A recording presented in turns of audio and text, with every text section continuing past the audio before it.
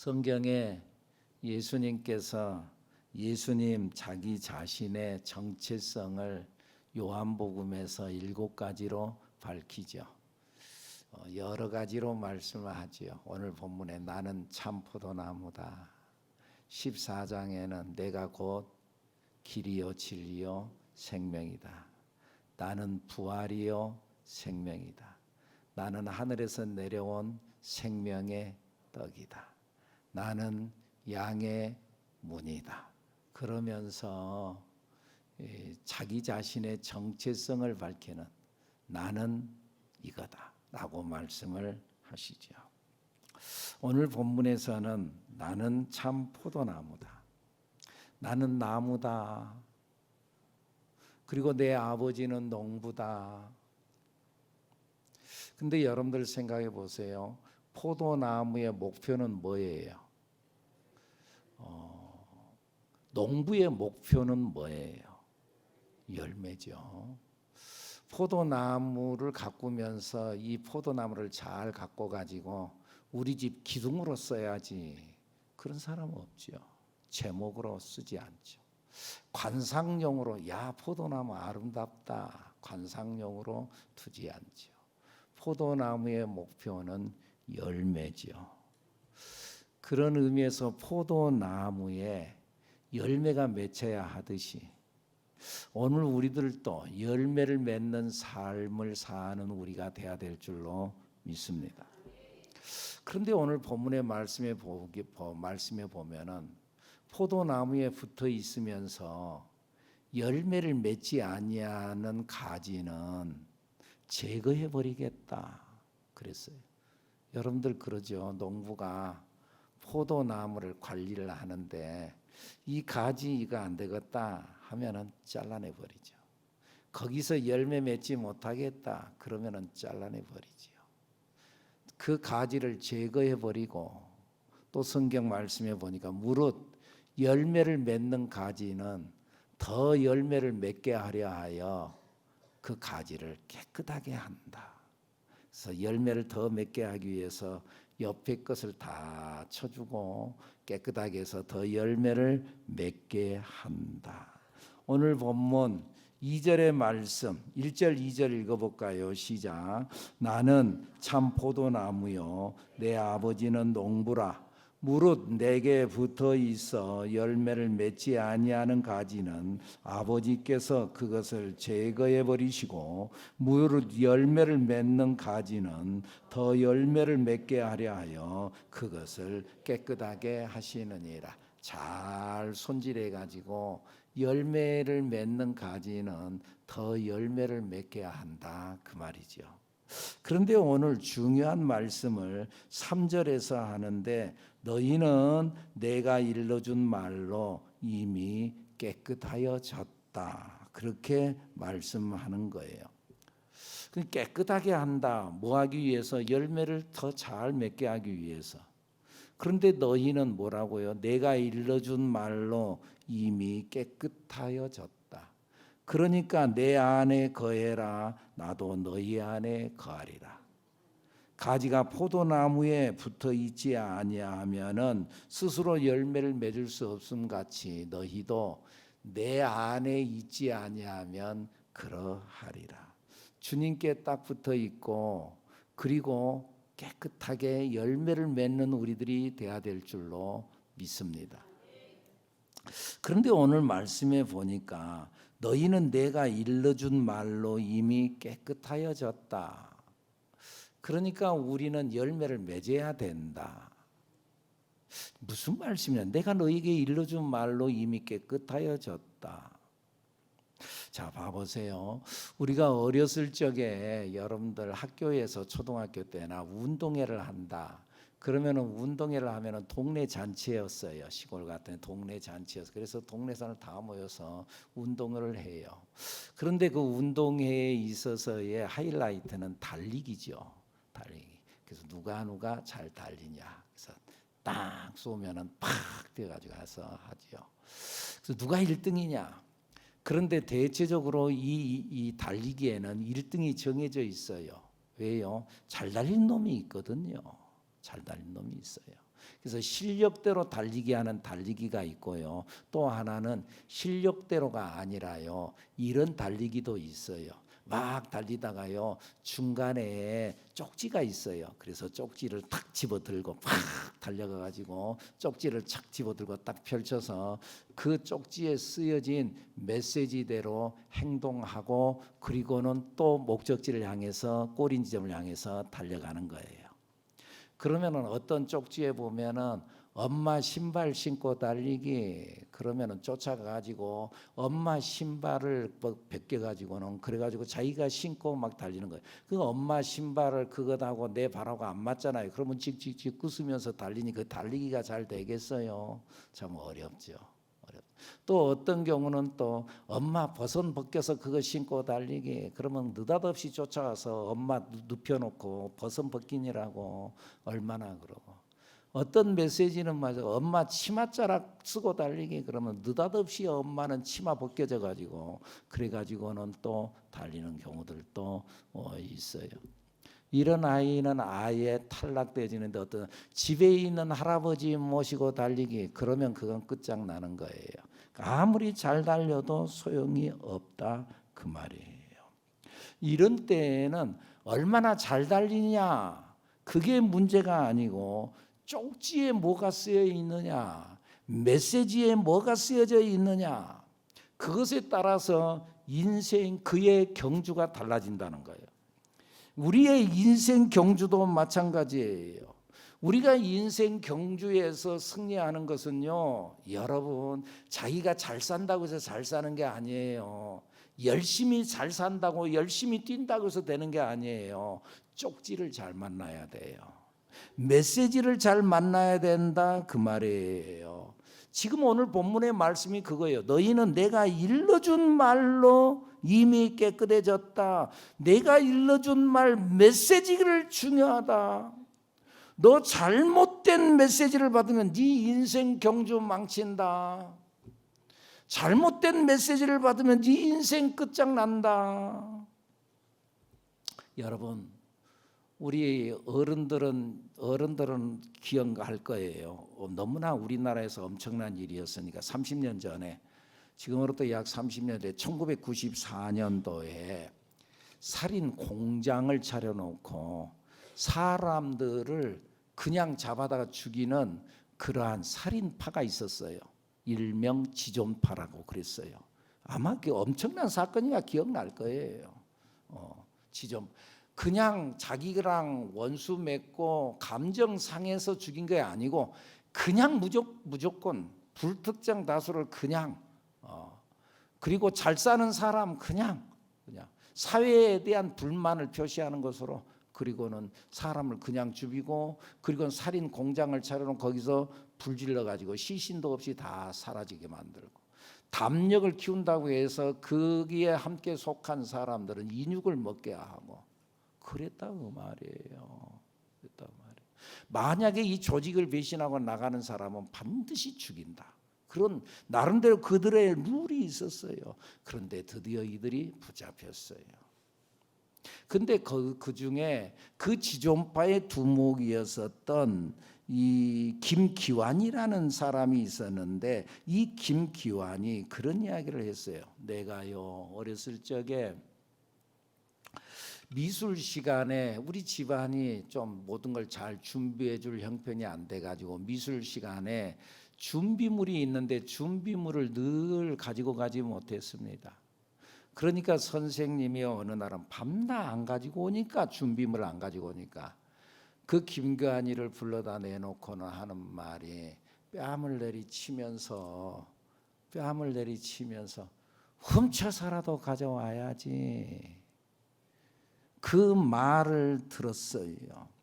그 말을 듣고 난 이후 그의 인생이 달라지기 시작했는데 그때부터 훔치기 시작했고 그때부터 남의 것을 빼앗고 강도짓을 하기 시작했다 그 말이에요. 그리고 그때 이후 17년이 지나고 난 이후 사형수로 법정에 섰다 그 말이에요.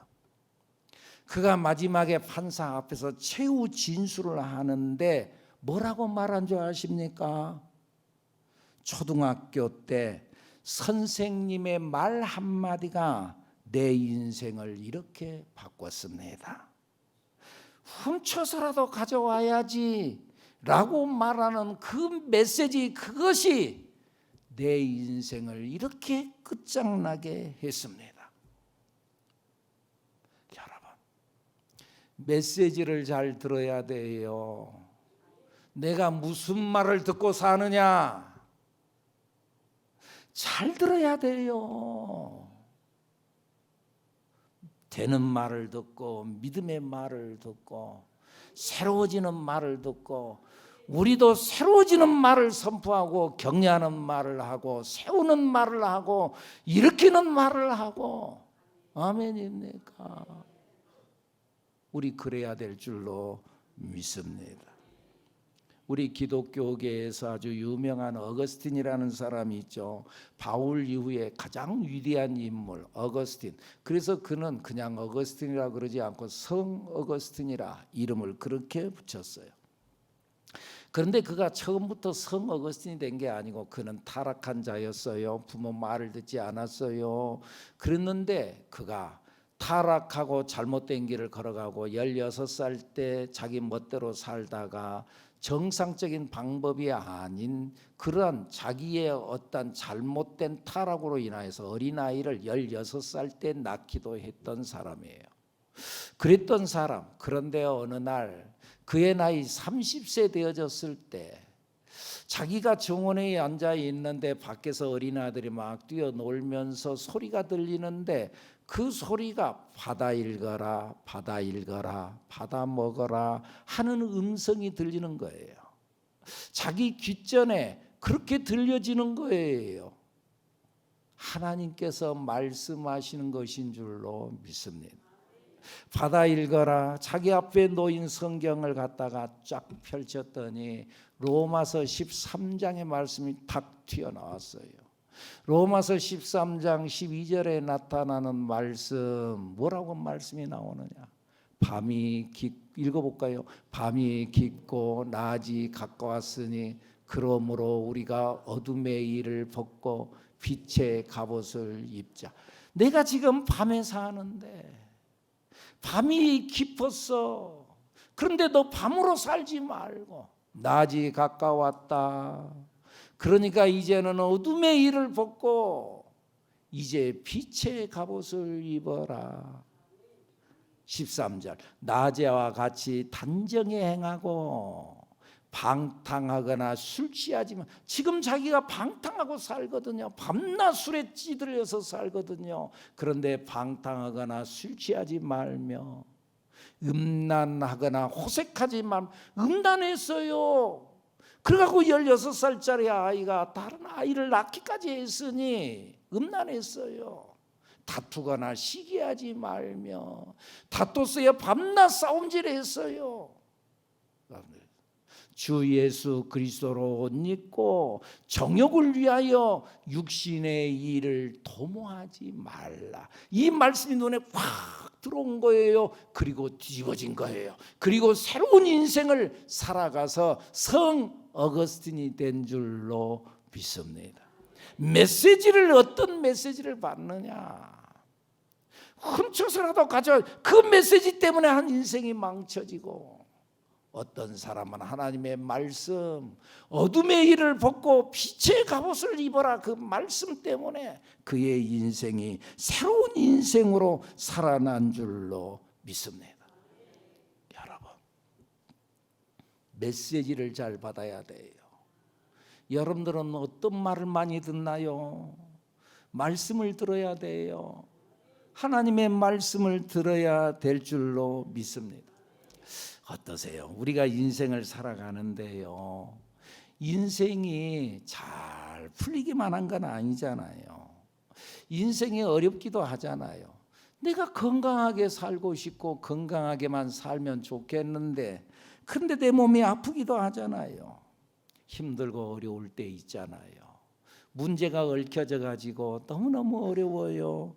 그런데요, 이때에 예수님을 만나면 인생의 역전이 일어나는 줄로 믿습니다. 말씀 대신 진정한 말씀 대신 예수님을 만나면 인생의 역전이 일어난다. 여러분, 수학이라고 하는 개념에요, 무한대라고 하는 개념이 있어요. 아무리 마이너스여도요, 아무리 마이너스 100, 마이너스 1000, 마이너스 10,000, 마이너스 아무리 마이너스여도요, 무한대가 더해지면은요, 그러면 그는 플러스가 되는 거예요. 내 인생에 아무리 마이너스 인생을 살아도 무한대 대신 하나님을 만나면은 내 인생이 플러스로 전환되어지는 줄로 믿습니다. 여러분, 제가 어렸을 적에 자취를 한다고 자취를 했어요. 초등학교 때부터 자취를 했으니까 참 그랬었어요. 좀 쉽지 않았죠. 어쨌든 이 시장에 가잖아요. 그럼 내가 이 조개를 좀 좋아, 꼬막 같은 게 이게 좋아요. 그러면 이걸 갖다가 이게 요리를 한 달째곤 삶아서 이것을 이제 까먹거든요. 그러면서 그걸 생각하는 거예요. 그때 당시에는요, 이걸 한 움큼 이렇게 사잖아요. 사면은요, 한 움큼에 한 500원 정도 해요. 물론 지금은 이제 말이 안 되는 이야기겠지만은 한 움큼 사면 한 500원 돼요. 그런데요, 이것을 내가 언젠가 이것을요 이렇게 하나씩 세봤더니, 그랬더니 여기 한 50개 좀 이상이 되어져요. 그러면 한 개당 얼마예요? 10원씩 하는 거예요. 10원씩. 그러면 이제 500원. 자, 이 조개 하나에, 홍꼬막 하나에 10원 하는 거예요. 그런데 어느 날 이 조개살 속에 모래가 하나 딱 박히더니, 모래가 박히면 이 조개살이 얼마나 아프겠어요. 여러분들, 우리의 신발에 모래 하나만 들어가도 얼마나 참 아프고 힘들어요. 조개살 속에 모래가 박히면 아프죠. 그러니까는 이 조개살이 아프다 그러면서 액을 뿜어내 가지고는 이 모래를 자꾸 감쌌어요. 감쌌더니 뭐가 돼요? 진주가 돼서. 아이고, 잘하시네요. 진주가 돼요. 아픈 걸 내가 감싸는데 나중에 보니까 그것이 진주가 됐어요. 자, 봐보세요. 이 조개살이 나중에 진주를 품었어요. 이 진주를 품은 이 조개는요, 이제부터는요 10원짜리가 아니에요. 갑절로 띄어가지고 20원 되는 것도 아니에요. 10곱절 띄어가지고 100원 되는 것도 아니에요. 이건 진주의 값어치에 따라서 아예 10원짜리가 상상도 할 수 없는 차원이 다른 값어치로 뛰어버리는 거예요. 차원이 달라요. 이 속에 진주를 품으면 값어치가 달라요. 여러분들, 내 인생이 조개살과 같은, 사실은 별 볼 일 없는 사람이지만 내 속에 진주 대신 예수님이 들어오시면, 그러면은 내 인생의 값이 달라져 버리는 거예요. 내 인생이 뒤집어지는 거예요. 여러분 속에 예수님이 들어오셨으면 여러분의 인생은 세상의 값으로 따질 수 없는 새로운 인생이 되어지는 줄로 믿습니다. 여러분, 우리 교회에 이렇게 계단을 이렇게 올라오다 보면은 계단 사이에 이런 글이 쓰여져 있어요. 이런 글들이 어떤 글이 써 있냐 하면은요, 이거 봤어요. 오늘 아침에 일부 예배 때 물어봤더니 본 사람이 거의 없더라고요. 밤낮 엘리베이터만 타고 그냥 쭉 올라갔다 쭉 내려가니까. 근데 계단을 타고 올라오면은 이런 글이 있어요. 뭔 벌써 알겠죠. 굿에서 너무나 좋아. 근데 아무리 좋아도 하나님이 빠지면 내 인생 제로가 되는 거예요. 하나님이 빠지면 내 인생 제로예요. 그런데 내 인생 아무것도 없어요. 내 인생 도대체 나는 내놓을 게 없어요. 그런데 그 인생에 하나님이 들어오면은 내 인생은 굿이 되는 줄로 믿습니다. 예수님이 들어오면 자기 옆 사람 쳐다보고 예수님이 들어오시면 뭐라고요? 예수님이 내 인생에 들어오면은 굿이 되는 거예요. 예수님을 만나면 인생의 역전이 일어나는 거예요. 성경에 나오는 모든 불행한 사람들 예수님을 만나고 난 이후에 역전의 주인공들이 되어진 줄로 믿습니다. 지금까지 내 인생에 아무리 마이너스 인생을 살았다 한다 할지라도 예수님을 만나면 내 인생이 플러스로 바뀌는 줄로 믿습니다. 요한복음 4장에 보면 우리가 잘 아는 이야기, 수가성 우물가의 사마리아 여인에 대한 이야기를 우리가 잘 알죠. 이가 예수님을 만나죠. 예수님께서 물 좀 달라. 그러니까는 당신이 유대인으로서 어떻게 나에게 물을 달라고 그럽니까? 그러니까 내가 누군 줄 알았으면은 네가 나한테 물 달라 그랬을 것이다. 무슨 말씀을 그렇게 하는 겁니까? 물들 그릇도 없고 그러면서 예수님께서 하시는 말씀이 내가 주는 물을 마시는 자는 영원히 목마르지 않단다.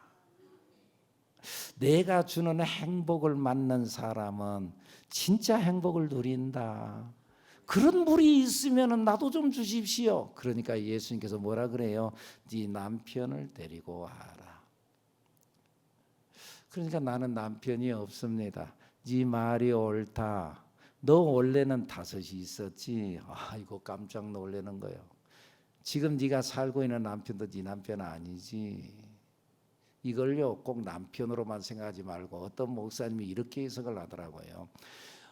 한 여자만이 아니라 우리가 인생을 살아가면서 행복이라는 남편을 만나기 위해서 남편을 찾아가는데, 그런데 첫 번째 남편을 만난 것이 정서방을 만났어요. 정서방. 이 정서방은 어떤 사람? 너무나 멋진 남자, 정욕이 넘치는 남자 정서방.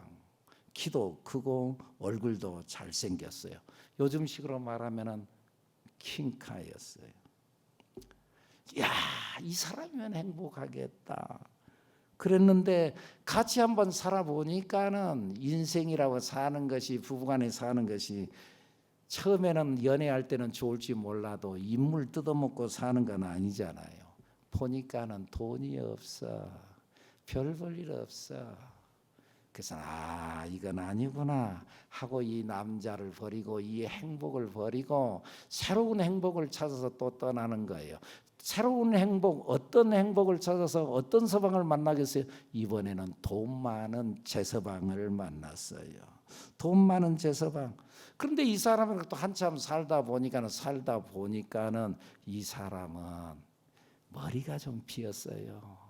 그래가지고는 하는 것마다 무식한 소리만 하는 거예요.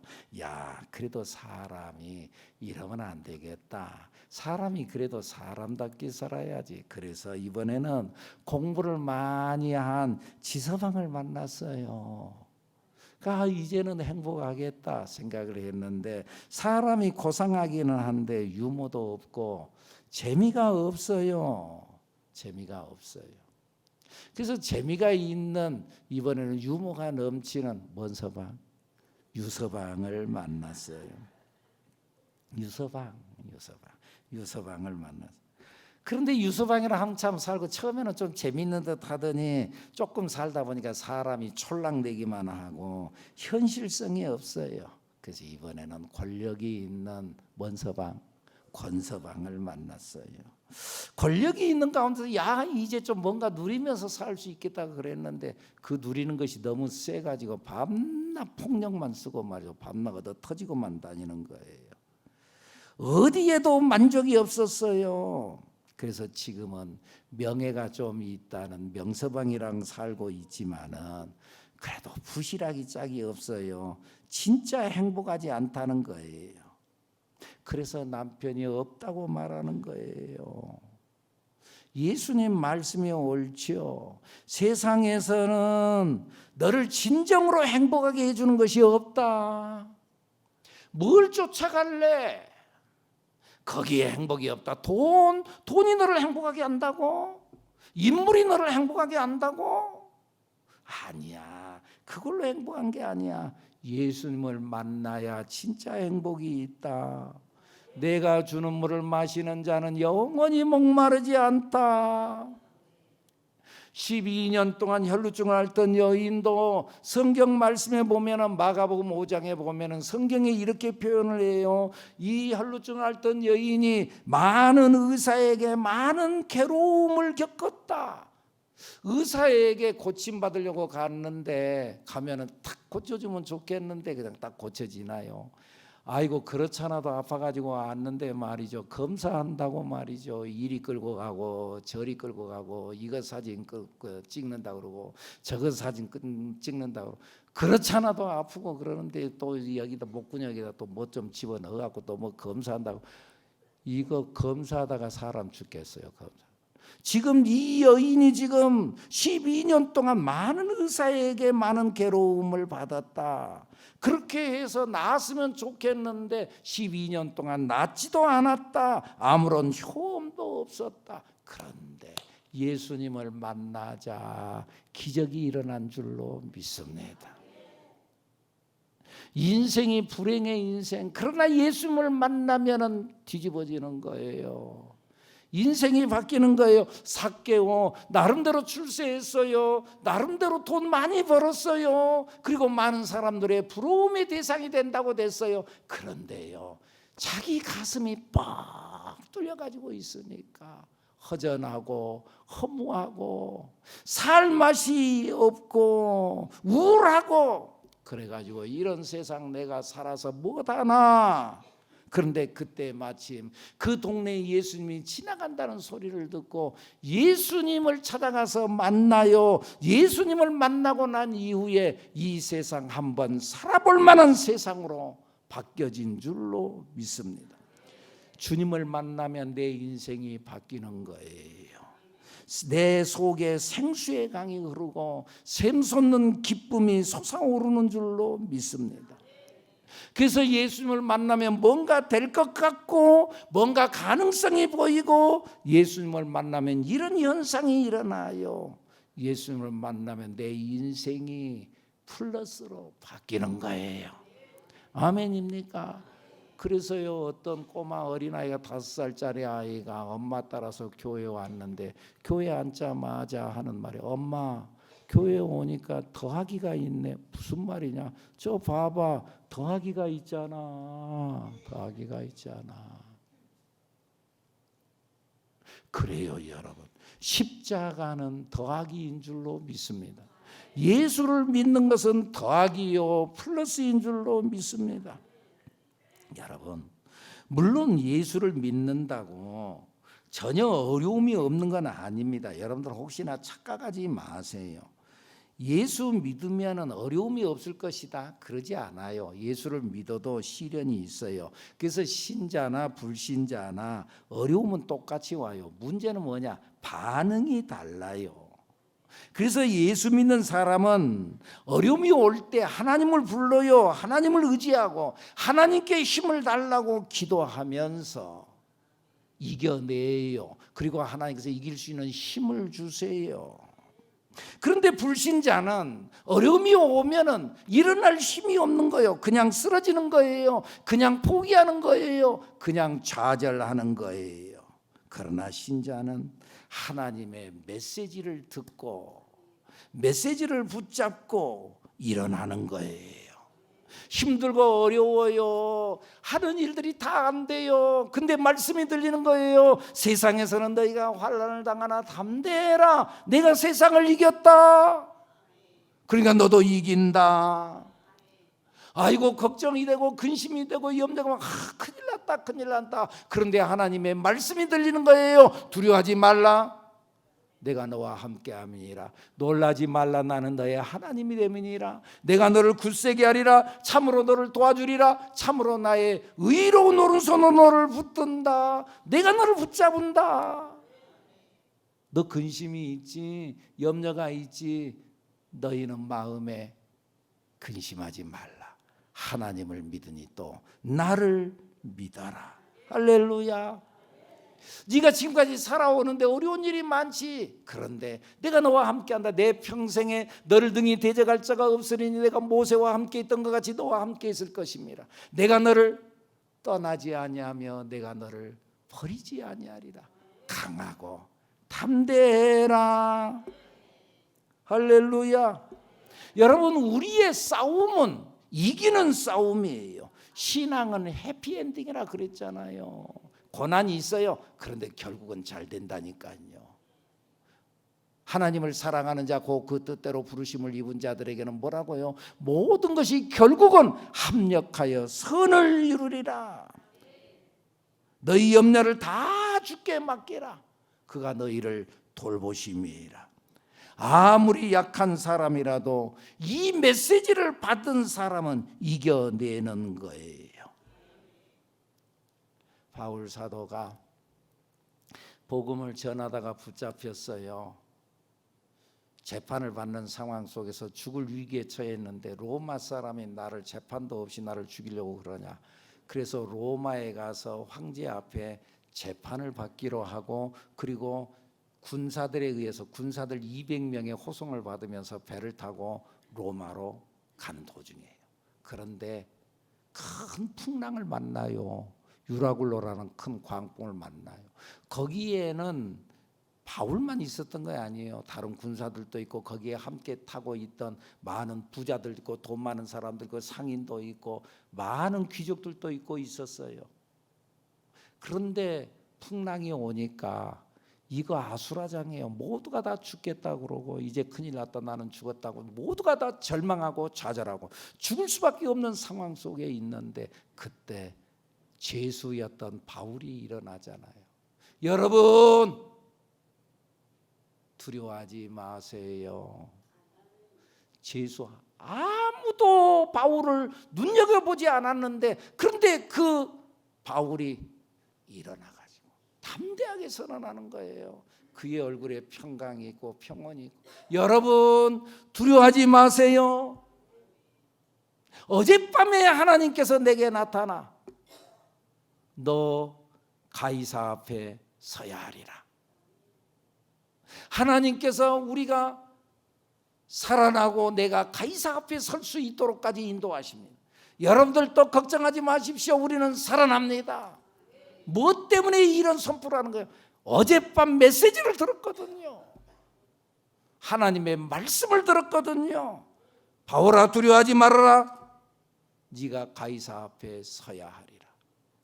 여러분, 오늘 또 이 하나님의 말씀이 들려지기를 축복합니다. 하나님의 말씀을 붙잡는 여러분들이 되기를 바랍니다.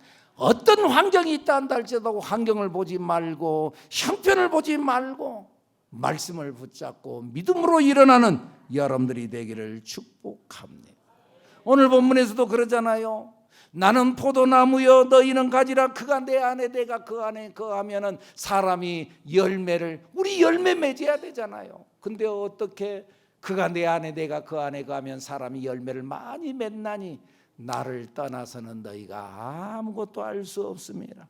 사람이 내 안에 거하지 아니하면 가지처럼 박혀버려져 마르나니 사람들이 그것을 모아다가 불에 던져 사르느니라. 7절 시작. 너희가 내 안에 거하고 내 말이 너희 안에 거하면 무엇이든지 원하는 대로 구하라. 그리하면 이루리라. 너희가 내 안에 거하고 내 말이, 너희가 내 메시지를 듣고 내 메시지를 들어 너희들 가슴속에 들어가면은 내 말이 너희 안에 거하면 무엇이든지 원하는 대로 구하라. 그리하면 이루리라.